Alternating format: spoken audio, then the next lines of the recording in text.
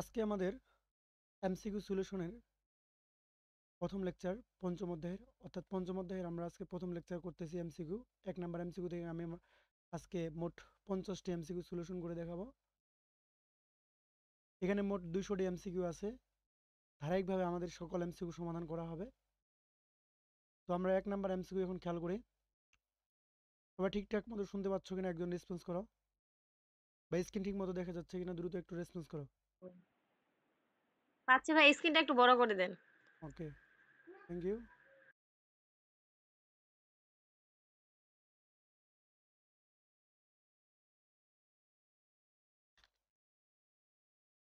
আশা করি এখন দেখতে পাচ্ছ।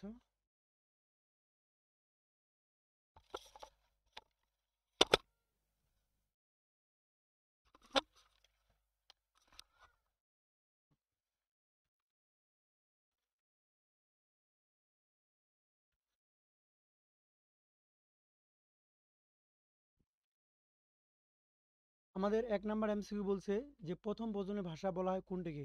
আমরা জানি আমাদের মোট প্রজন্মের ভাষা আছে হচ্ছে 5টি। প্রথম প্রজন্ম, দ্বিতীয় প্রজন্ম এবং তৃতীয় প্রজন্ম, চতুর্থ প্রজন্ম এবং সর্বশেষ হচ্ছে আমাদের পঞ্চম প্রজন্ম। তাহলে প্রথম প্রজন্মের ভাষাটা কোনটি? অবশ্যই আমরা জানি প্রথম প্রজন্মের ভাষাটার নাম হচ্ছে মেশিন ভাষা। মেশিন ভাষা আরেক নাম হচ্ছে যান্ত্রিক ভাষা। তাহলে আমাদের সঠিক উত্তর হচ্ছে ক নাম্বার। দেন চলে যাচ্ছি উচ্চ স্তরের ভাষাকে যান্ত্রিক ভাষায় রূপান্তরিত করাকে কি বলে?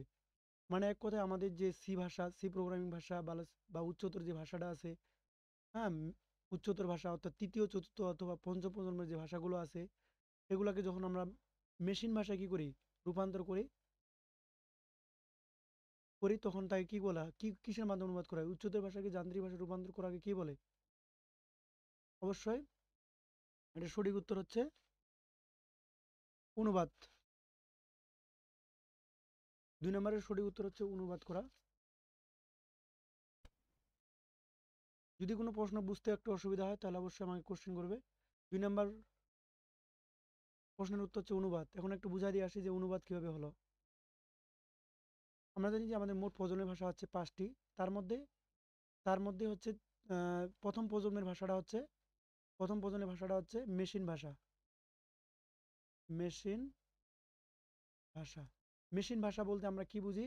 সাধারণত 0 আর 1, যে ভাষায় সাধারণত কম্পিউটার প্রোগ্রামটা 0 এবং 1 দিয়ে লেখা হয় তাকে বলা হয় মেশিন ভাষা। তো এই মেশিন ভাষা দিয়ে আমরা কি করি? কোনো একটি প্রোগ্রাম লিখে কম্পিউটার কোনো একটি সমস্যার সমাধান করে নিই। এক্ষেত্রে আমরা জানি যে কম্পিউটারের ভাষা হচ্ছে বাইনারি ভাষা, 0 আর 1। যখন আমি কোনো একটি প্রোগ্রাম লিখি সরাসরি মেশিন ভাষায় বা বাইনারি ভাষায়, তখন কিন্তু এটার জন্য আবার আলাদা করে মাঝখানে কোনো অনুবাদক লাগে না। অনুবাদক লাগে না। কেন লাগে না? কারণ আমরা জানি কম্পিউটার ভাষা বাইনারি। আর আমরা যখন কোনো একটি অনুবাদ, মানে কোনো একটি ভাষা লিখি মেশিন ভাষায়, তখন ওটা সরাসরি যদি বাইনারিতে লিখে থাকি তাহলে মাঝখানে কোনো অনুবাদকের প্রয়োজন হয় না। কিন্তু যদি আমি তৃতীয় প্রজন্মের ভাষা কিংবা চতুর্থ প্রজন্মের ভাষা কিংবা পঞ্চম প্রজন্মের ভাষা কিংবা দ্বিতীয় প্রজন্মের ভাষা দিয়ে কোনো একটি প্রোগ্রাম লিখি, তাহলে অবশ্যই আমাদের কি করতে হবে? অনুবাদক ব্যবহার করতে হবে। অনুবাদক ব্যবহার করতে হবে। কেননা কারণ কম্পিউটার ভাষা হচ্ছে বাইনারি, কিন্তু দ্বিতীয়, তৃতীয়, চতুর্থ পঞ্চম প্রজন্মের ভাষাগুলো বাইনারি নয়। যে কারণে আমাদের কি করতে হবে? কম্পিউটারকে বোঝানোর জন্য অনুবাদ করতে হয়। আর এই অনুবাদক আছে হচ্ছে 3টি। 3টি কি কি তোমরা ভালো করেই জানো। 3টি অনুবাদক: কম্পাইলার, কম্পাইলার দেন হচ্ছে অ্যাসেম্বলার আছে, কম্পাইলার,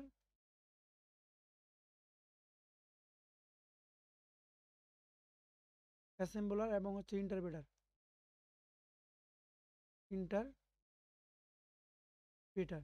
এই তোমরা ভালো করে একটু মনে রাখবা, অনুবাদক হচ্ছে 3টা: কম্পাইলার, অ্যাসেম্বলার, কম্পাইলার হচ্ছে ইন্টারপ্রেটার। অ্যাসেম্বলার কি করে জানো? অ্যাসেম্বলার হচ্ছে দ্বিতীয় প্রজন্মের ভাষাটাকে অনুবাদ করে। আর তৃতীয় তৃতীয় ভাষা, চতুর্থ ভাষা, পঞ্চম প্রজন্মের ভাষার জন্য ব্যবহার করা হয় হচ্ছে অ্যাসেম্বলার, না সরি, কম্পাইলার এবং ইন্টারপ্রেটার। এই ইন্টারপ্রেটার এবং কি কম্পাইলার ব্যবহার করা হয়। প্রশ্ন হচ্ছে কম্পাইলার কাকে বলে? যে অনুবাদক প্রোগ্রাম সম্পূর্ণ প্রোগ্রামটি একবারে অনুবাদ করে তাকে কম্পাইলার বলে। আর যে অনুবাদক প্রোগ্রাম এক লাইন করে অনুবাদ করে তাকে ইন্টারপ্রেটার বলে। তো এই ছিল অনুবাদক। অনুবাদকের কাজ হচ্ছে কোনো একটি ভাষাকে সে অনুবাদ করবে, অনুবাদ করে কম্পিউটার ভাষায় সে কী করবে, রূপান্তর করবে। তো আমরা অনুবাদক জানলাম হচ্ছে তিনটা: কম্পাইলার, অ্যাসেম্বলার, কম্পাইলার, একটা হচ্ছে ইন্টারপ্রেটার। তো এই পর্যন্ত যে তথ্যগুলো দেওয়া হলো সেই তথ্যগুলো থেকে এখন আমি প্রশ্ন করবো, প্রশ্নগুলো আশা করি উত্তর দিবে। কৃষ্ণা, দয়া করে একটু মাইক্রোফোন মিউট খুলো।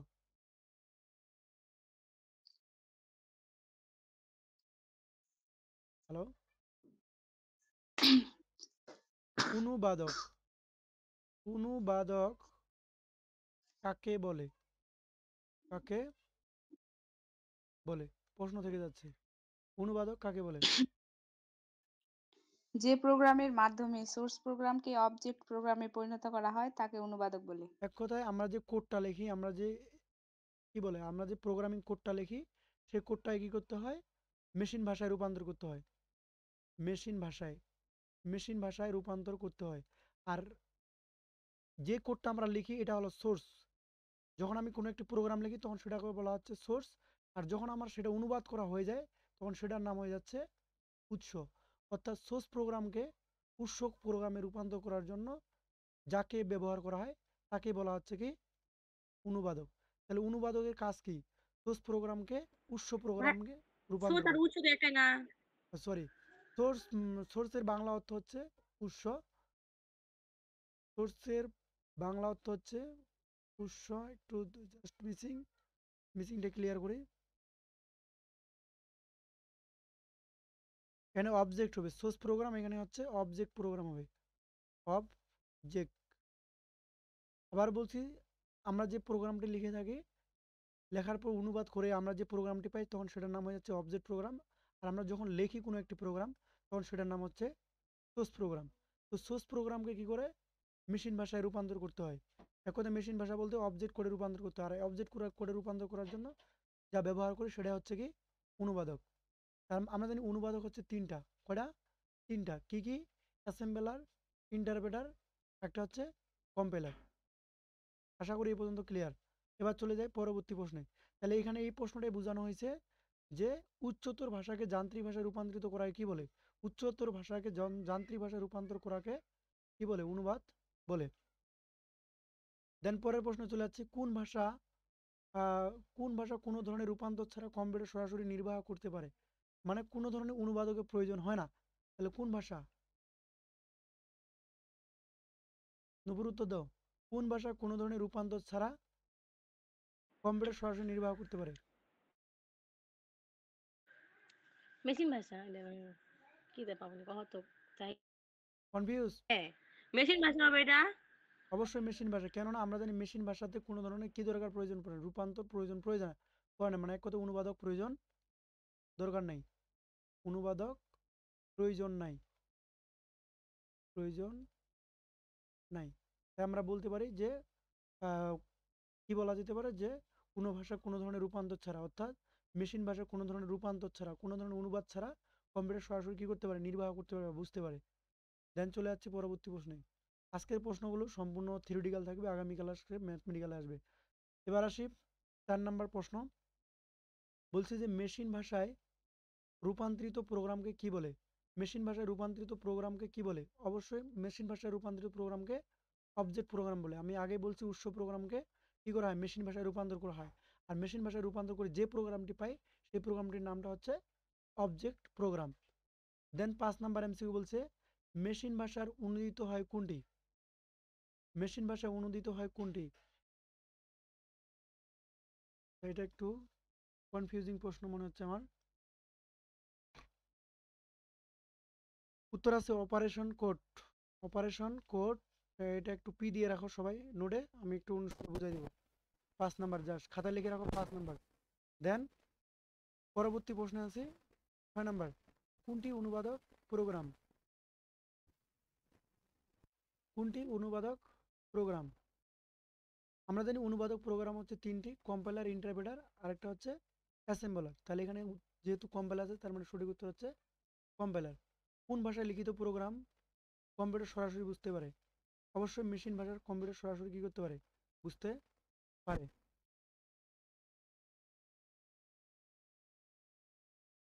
দেন বলছে কোনটি স্বাভাবিক ভাষা, কোনটি স্বাভাবিক ভাষা অর্থাৎ ন্যাচারাল ল্যাঙ্গুয়েজ। আমরা জানি যে আমাদের মোট প্রজন্ম আছে হচ্ছে 5টি। প্রথম প্রজন্ম, দ্বিতীয় প্রজন্ম, এরকম করে মোট পঞ্চম প্রজন্ম। পঞ্চম প্রজন্মকে বলা হয় ন্যাচারাল ল্যাঙ্গুয়েজ। প্রশ্ন হচ্ছে কেন? কারণ ন্যাচারাল ল্যাঙ্গুয়েজ হচ্ছে মানুষ যেভাবে কথা বলে ঠিক সেরকম করে কি করা সম্ভব, প্রোগ্রাম লেখা সম্ভব। যে কারণে পঞ্চম প্রজন্মের ভাষাটার আরেক নাম দেওয়া হয়েছে স্থায়ী ভাষা। বুঝতে পারছো কি?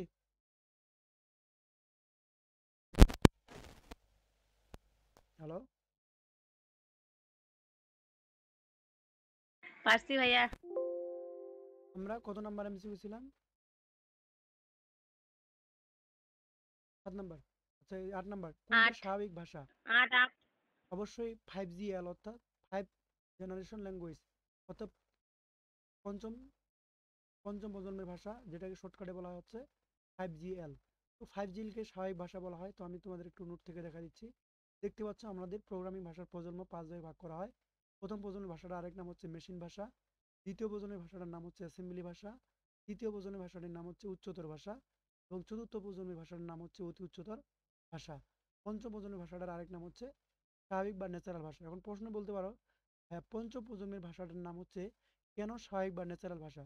কারণ পঞ্চম প্রজন্মের ভাষাটি মানুষ যেভাবে কথা বলে ঠিক সেরকমভাবে প্রোগ্রামটি লেখা সম্ভব। যে কারণে এটাকে বলা হচ্ছে স্বাভাবিক বা ন্যাচারাল ভাষা। এই স্বাভাবিক বা ন্যাচারাল ভাষার উদ্ভব ঘটে হচ্ছে 1980 সালে। সালগুলো সবাই একটু মনে রাখবা। প্রথম প্রজন্মের ভাষা 1945, দ্বিতীয় প্রজন্ম 1950, তৃতীয় প্রজন্ম 1960, চতুর্থ প্রজন্ম 1970 অ্যান্ড সর্বশেষ হচ্ছে 1980 সালে আমাদের পঞ্চম প্রজন্মের ভাষাটা আবিষ্কার ঘটে। এখন চলে যাচ্ছে আমাদের পরবর্তী এমসিকিউ। কোন অনুবাদক দিয়ে সম্পূর্ণ প্রোগ্রামটি একসাথে অনুবাদ করা যায়? অবশ্যই আমরা জানি যে সেটা হচ্ছে কম্পাইলার। কম্পাইলারের সম্পূর্ণ প্রোগ্রামটি একবারে কি করে অনুবাদ করে। আমরা কম্পাইলার পড়াইছিলাম, তখন কিন্তু একটা সংজ্ঞা দিয়েছিলাম। ভালো করে আমরা একটু পড়ে আসি।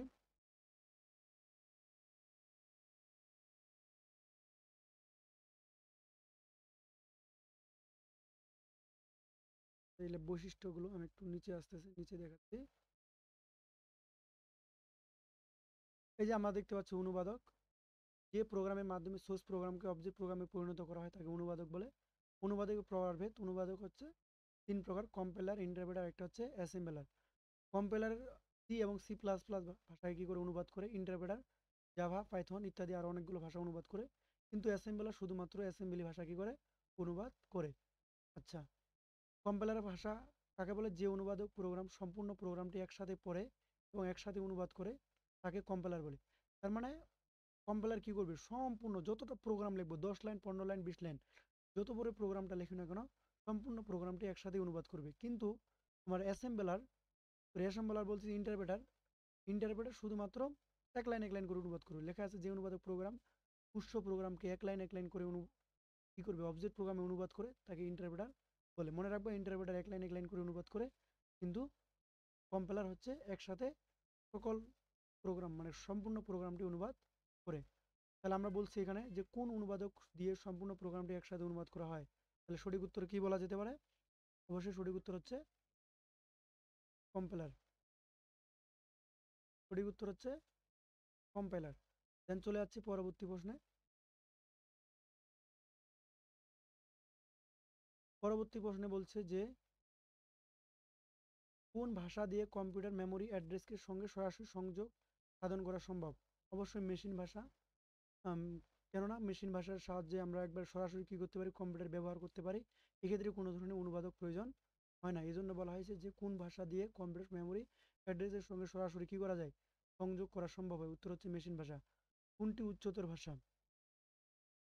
Ada, Python, assembly, machine language. Machine language কখনোই হতে পারে না। অ্যাসেম্বলি ল্যাঙ্গুয়েজ অবশ্যই নিম্ন স্তরের ভাষা। অ্যাডা, পাইথন, অ্যাডা, পাইথন অবশ্যই এটা এখানে হবে পাইথন। পাইথন হবে হচ্ছে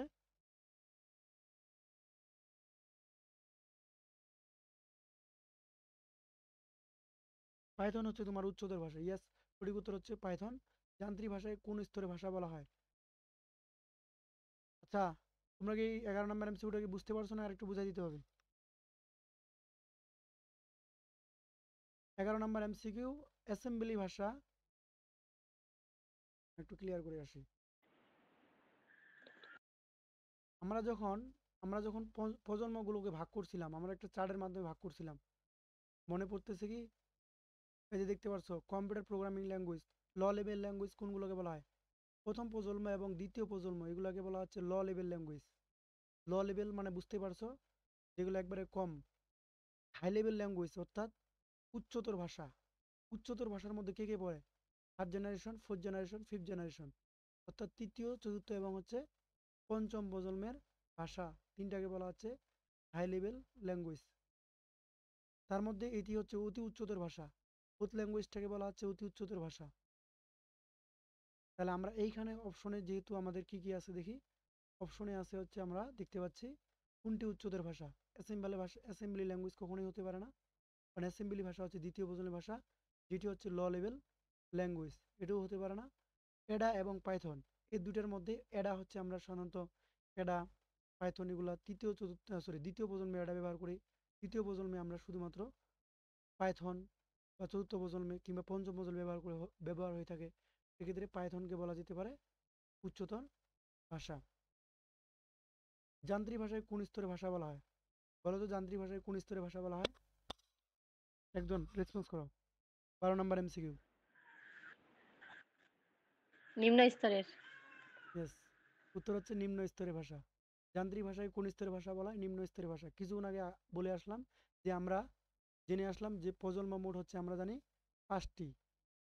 এই 5টি প্রজন্মকে দুটি ভাগে ভাগ করা, একটি হলো ল লেভেল ল্যাঙ্গুয়েজ অর্থাৎ নিম্ন স্তরের ভাষা, আর একটা হচ্ছে হাই লেভেল ল্যাঙ্গুয়েজ। তাহলে এই প্রথম ল লেভেল ভাষাটার মধ্যে দুইটা আছে, একটা ফার্স্ট জেনারেশন, একটা আছে সেকেন্ড জেনারেশন। ফার্স্ট জেনারেশনের ভাষাটির নাম হচ্ছে এই যে মেশিন ভাষা। মেশিন ভাষা আরেক নাম হচ্ছে যান্ত্রিক ভাষা। তো এই জন্য বলা হয়েছে যান্ত্রিক ভাষা বা মেশিন ভাষা হচ্ছে কি? ল লেভেল ল্যাঙ্গুয়েজ বা নিম্ন স্তরের ভাষা। এবার বলছি অ্যাসেম্বলি ভাষার অনুবাদ করে। অ্যাসেম্বলি ভাষার অনুবাদ করে কে অনুবাদ করে? Compiler, interpreter, assembler, video. কে কে অনুবাদ করে? Compiler, interpreter, assembler. অ্যাসেম্বলার। উত্তর হচ্ছে অ্যাসেম্বলার। শুধুমাত্র অ্যাসেম্বলার অ্যাসেম্বলি ভাষা কি করে? অনুবাদ করে। দেন চলে যাচ্ছি 14 নম্বর। মানুষের ভাষার সাথে কোন ভাষার মিল রয়েছে? মানুষের ভাষার সাথে কোন ভাষার মিল রয়েছে? মানুষের ভাষার সাথে অবশ্যই আমরা জানি যে নিম্ন স্তর হতে পারে না, নিম্ন স্তর অ্যাসেম্বলি ভাষা হতে পারে না, যান্ত্রিক ভাষা হতে পারে না। অবশ্যই উচ্চ স্তরের ভাষাটা হচ্ছে মানুষের ভাষার সঙ্গে অনেকটা কি রয়েছে? মিল রয়েছে। আচ্ছা, দেন চলে যাচ্ছে পরবর্তী প্রশ্নে। 15 নম্বর। মেশিন ভাষার সুবিধা কোনটি? মেশিন ভাষার সুবিধা হচ্ছে সব ধরনের মেশিন ব্যবহার উপযোগী নয়, প্রোগ্রাম সরাসরি দ্রুত কার্যকারী হয়। ইয়াস, যেহেতু কোনো ধরনের অনুবাদক করার প্রয়োজন হয় না, সেক্ষেত্রে প্রোগ্রাম সরাসরি এবং দ্রুত কি করে কার্যকারী হয়, মানে এক কথায় সে আউটপুট দিতে পারে। কেননা কারণ কোনো ধরনের মাঝখানে অনুবাদ করার দরকার হয় না, সরাসরি কম্পিউটার বুঝতে পারে। এজন্য বলা হয় যে কম্পিউটার সরাসরি এবং দ্রুত কার্যকারী হয়। মেশিন ভাষার সুবিধা এটা। কোন ভাষার লিখিত প্রোগ্রাম কম্পিউটার সরাসরি বুঝতে পারে? অবশ্যই হচ্ছে মেশিন ভাষা। দেখতে পাচ্ছ 2016 সালে বোর্ডে আসে। নিচের কোনটি অনুবাদক প্রোগ্রাম? অবশ্যই ইন্টারপ্রেটার হচ্ছে অনুবাদক প্রোগ্রাম। উৎস প্রোগ্রামকে একত্রে বস্তু প্রোগ্রামে রূপান্তর করে কোনটি? অর্থাৎ সোর্স কোডকে অবজেক্ট কোডে রূপান্তর করে কোনটি? সম্পূর্ণটা বলছে, একত্রে রূপান্তর করে কোনটি? এটার উত্তর করবে হচ্ছে, তিনজন আছে রাইট মেবি লাইনে। কৃষ্ণা বলো, এটার উত্তর কি হবে? 18 নম্বর এমসিকিউ।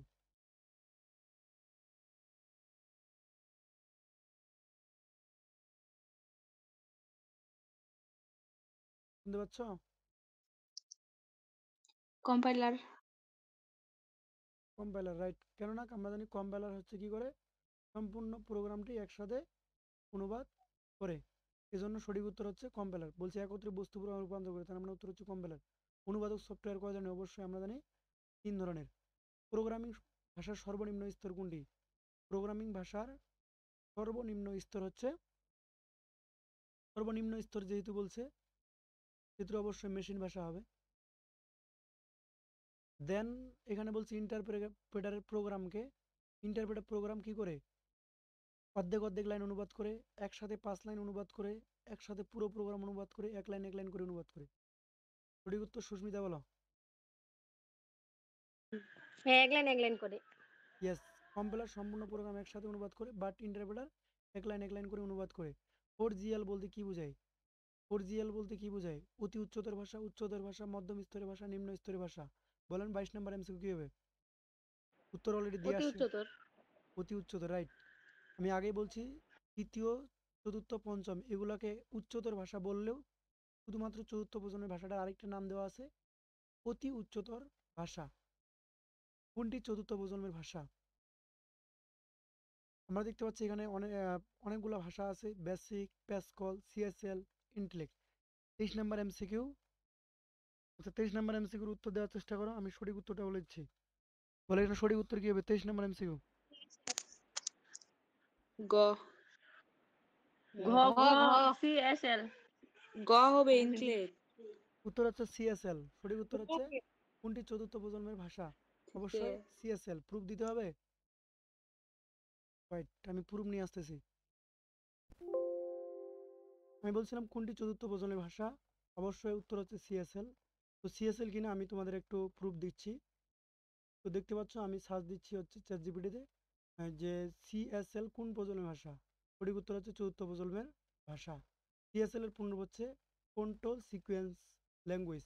এটি হচ্ছে অবশ্যই একটি চতুর্থ প্রজন্মের ভাষা, দেখতে পাচ্ছ। দেন চলে যাচ্ছি পরবর্তী প্রশ্নে, যে কৃত্রিম বুদ্ধিমত্তায় ব্যবহৃত হয় কোনটি? কৃত্রিম বুদ্ধিমত্তায় ব্যবহৃত হয় হচ্ছে কোনটি? তো বলো তো এটা কোনটি হতে পারে?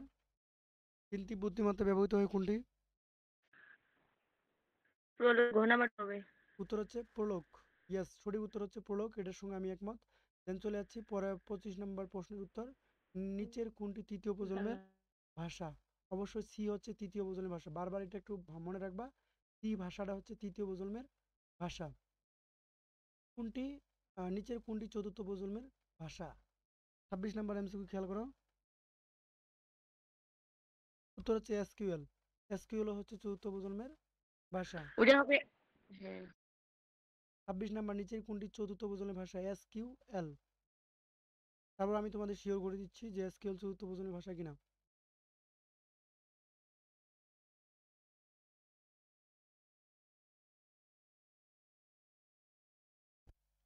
এসকিউএল। ভাইয়া 15 মিনিট আছে ক্লাসটা। ওকে, সমস্যা নাই। এসকিউএল কোন প্রজন্মের ভাষা?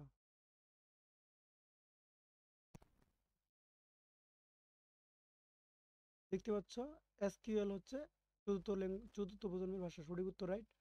স্যার আমাদের অবশ্যই ভেরিফিকেশন করো, কোনো ধরনের ডাউট নেই। নিচের কোনটি চতুর্থ প্রজন্মের ভাষা? অবশ্যই এসকিউএল। প্রোগ্রামের ত্রুটি সংশোধনের পদ্ধতিকে কি বলা হয়? প্রোগ্রামের ত্রুটি মানে কি? ভুল সংশোধন করাকে কি বলা হয়? আমরা ভালো করে জানি, সঠিক উত্তর হচ্ছে ডিবাগিং। বাগ শব্দের অর্থ হচ্ছে ভুল, আর ডিবাগ শব্দের অর্থ হচ্ছে ভুল সংশোধন করা। দেন চলে যাচ্ছি প্রকৌশলগত সমস্যা সমাধানের ভাষা কোনটি? প্রকৌশলগত অর্থাৎ ইঞ্জিনিয়ারিং টাইপের ভাষা সমস্যা সমাধানের কোনটি? Python, HTML, BASIC, Fortran. অবশ্যই সঠিক উত্তর হচ্ছে ফোরটান। 28 নম্বর সঠিক উত্তর হচ্ছে ফোরটান, রাইট। দেন বলছে সি প্লাস প্লাস কোন প্রজন্মের ভাষা? সি প্লাস প্লাস হচ্ছে তৃতীয় প্রজন্মের ভাষা। সি এবং সি প্লাস প্লাস হচ্ছে তৃতীয় প্রজন্মের ভাষা। দেন বলা হয়েছে যে 4GL বলতে কি বোঝায়? অতি উচ্চতর ভাষা। আমরা কিছুক্ষণ আগে এরকম একটা এমসিকিউ জানিয়ে আসলাম, 4GL হচ্ছে অতি উচ্চতর ভাষা। সকল ধনাত্মক পূর্ণ সংখ্যাকে কি বলে? সকল ধনাত্মক পূর্ণ সংখ্যাকে অবশ্যই ইন্টেজার বলে। ইন্টেজার, যেমন আমি একটি সংখ্যা লিখলাম, ফর এক্সাম্পল আমি লিখলাম এখানে হচ্ছে, ফর এক্সাম্পল আমি লিখলাম এখানে হচ্ছে 23। 23 এটা হচ্ছে একটা ইন্টেজার সংখ্যা। আর যদি আমি এরকম করে লিখি 23.65, যেরকম ভগ্নাংশ টাইপের লিখি, তখন সেটার নাম হচ্ছে ফ্লোট। FLOAT, float. আর যখন আমি এরকম পূর্ণ সংখ্যা লিখবো, তখন এটার নাম হচ্ছে ইন্টেজার। এটা একটু মনে রাখবা, পূর্ণ সংখ্যাকে বলা হয় ইন্টেজার, আর ভগ্নাংশ টাইপের সংখ্যাগুলোকে বলা হচ্ছে ফ্লোট। তাহলে এখানে বলছে সকল ধনাত্মক পূর্ণ সংখ্যাকে কি বলা হয়? অবশ্যই ইন্টিজার। অ্যাসেম্বলি ভাষা কোন প্রজন্মের ভাষা? অবশ্যই অ্যাসেম্বলি ভাষা হচ্ছে দ্বিতীয় প্রজন্মের ভাষা। প্রবাহ চিত্র কি? প্রবাহ চিত্র কি? আমরা জানি যে ফ্লোচার্ট, ফ্লোচার্টের বাংলা অর্থ হচ্ছে প্রবাহ চিত্র। এখানে বলছে বিষয়ে অনেকগুলো অপশন লেখা আছে, যে বিশেষ চিহ্ন সম্বলিত ধারাবাহিক প্রোগ্রাম নির্বাহ চিত্র, প্রোগ্রামের চিত্র, প্রোগ্রামের উন্নয়নের চিত্র, প্রোগ্রামের অংশের চিত্র। 33 নম্বর এমসিকিউ, সঠিক উত্তর হচ্ছে ক নাম্বার। বিশেষ চিহ্ন, বিশেষ সংবলিত চিহ্ন ধারাবাহিক প্রোগ্রাম কি করে নির্বাহ করে। তো আমাদের প্রবাহ চিত্র এক কথায় ফ্লোচার্টের বেশ কয়েকটি চিহ্ন আছে, আমি চিহ্নগুলো পরিচয় করে দিয়ে আসতেছি। এই যে দেখতে পাচ্ছ, এটার নাম হচ্ছে কি, এটার নাম হচ্ছে স্টার্ট, স্টার্ট অথবা স্টপ, স্টপ ডিম্বাকার প্রতীক স্টার্ট অথবা স্টপ চিহ্ন বলে, এগুলো হচ্ছে ফ্লোচার্টের প্রতীক। আর এটা হচ্ছে ইনপুট অথবা আউটপুট, ইনপুট আউটপুট প্রতীক, আউটপুট প্রতীক। আর এরকম যদি হয় তখন সেটার নাম হচ্ছে প্রসেসিং প্রতীক,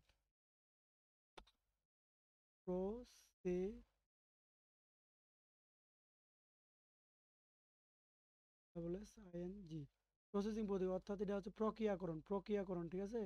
আর দেন এটা হচ্ছে যদি বৃত্ত আকারে থাকে তাহলে সেটার নাম হচ্ছে সংযোগ প্রতীক। দেন এই প্রতীকটা, এই প্রতীকটার নাম হলো সিদ্ধান্ত প্রতীক বা ডিসিশনাল প্রতীক। আর যখন আমি এরকম এরো চিহ্নগুলো দিচ্ছি, এগুলোর নাম হচ্ছে প্রবাহ দিক, এগুলোর নাম হচ্ছে প্রবাহ দিক, প্রবাহ দিক। আমরা জানি যে ফ্লোচার্ট দুই প্রকার, একটা হলো সিস্টেম ফ্লোচার্ট আর একটা হচ্ছে প্রোগ্রাম ফ্লোচার্ট। আমরা যে ফ্লোচার্টটা অনুসরণ করি এটা হচ্ছে প্রোগ্রাম ফ্লোচার্ট। তো আশা করি এ পর্যন্ত বুঝতে পারছো। লাইন কি কেটে গেছে?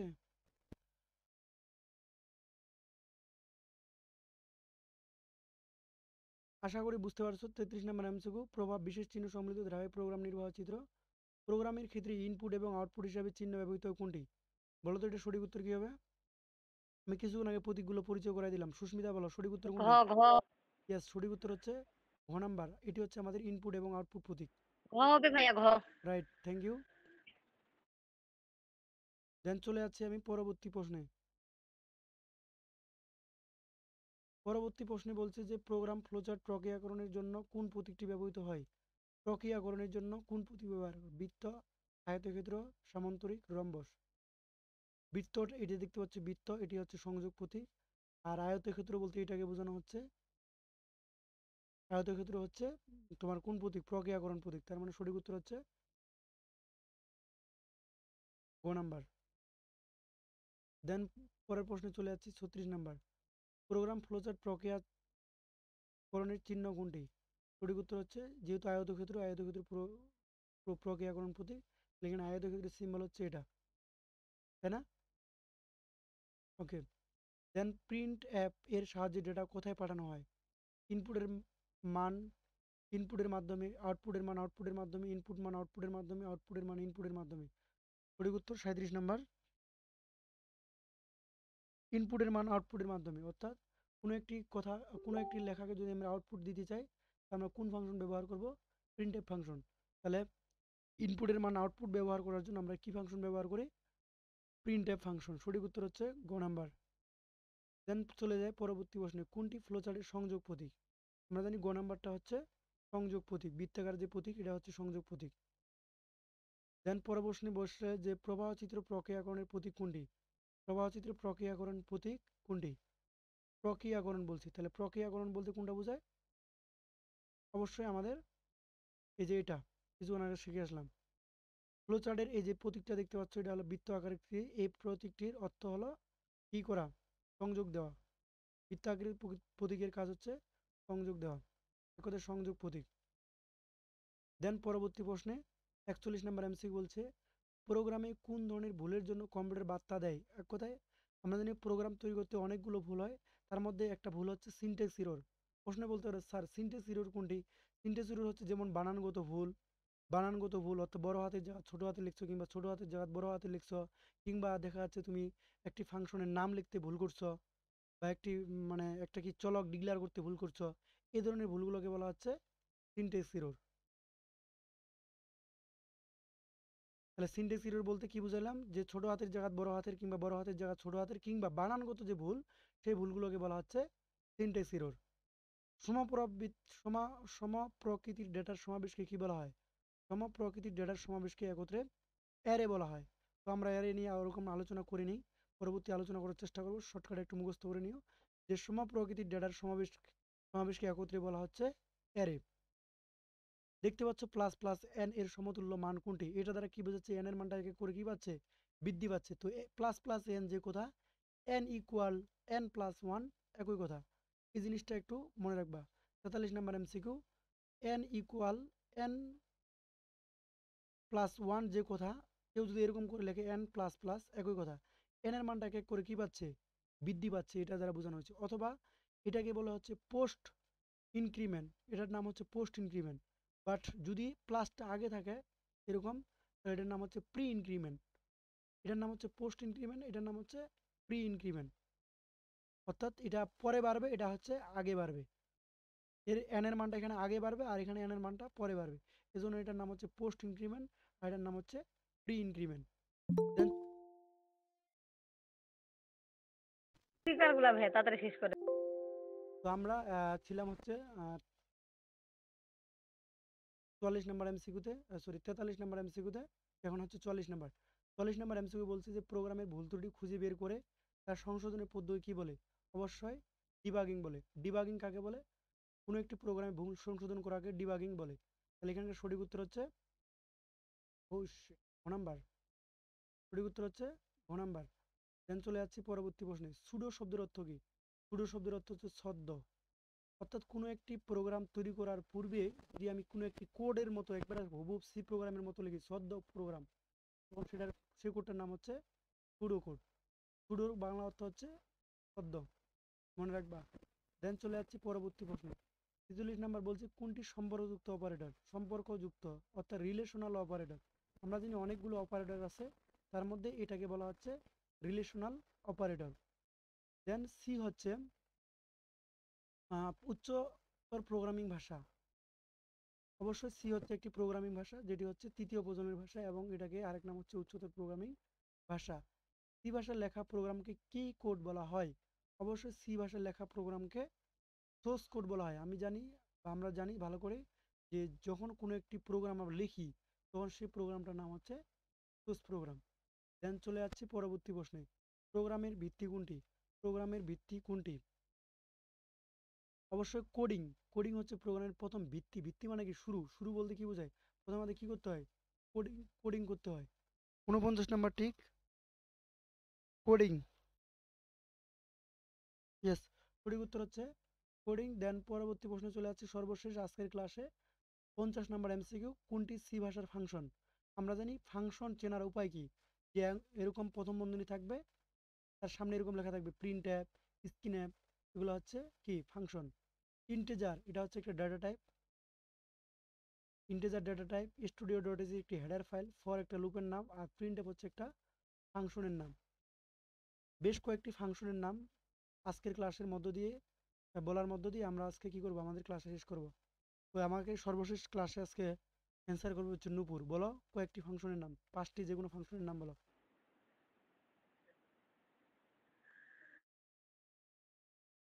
সি প্রোগ্রামে ব্যবহৃত 5টি ফাংশনের নাম বলো, কি কি হতে পারে বলেন?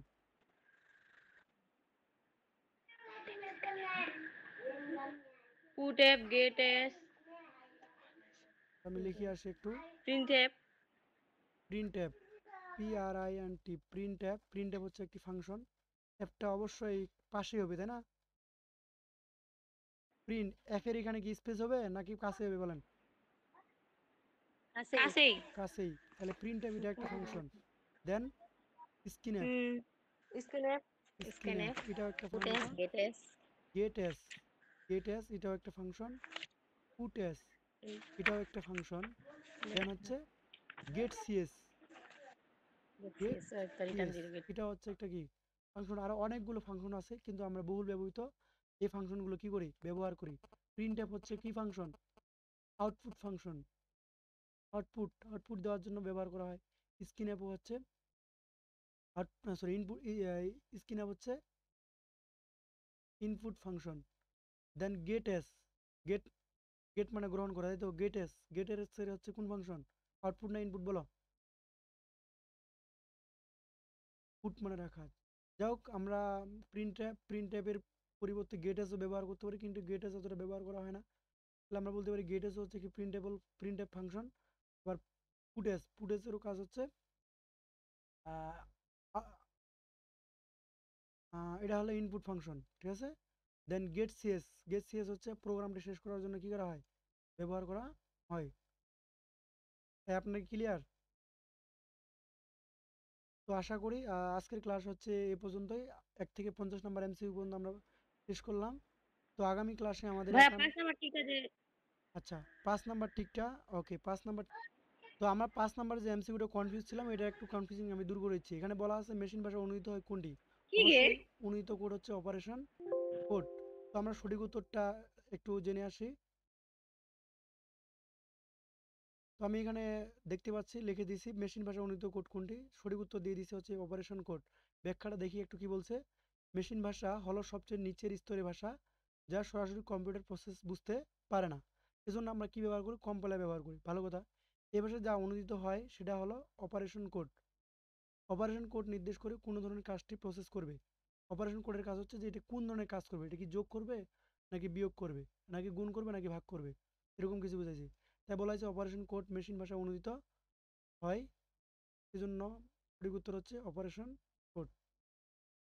আমরা এটা একটু মোটামুটি পড়ে নেব, যারা বুঝতে পারেনি মুখস্থ করে নেব। তো আশা করি বুঝতে পারছি। আজকের ক্লাস হচ্ছে এ পর্যন্ত। সবাইকে ধন্যবাদ। Thank you so much.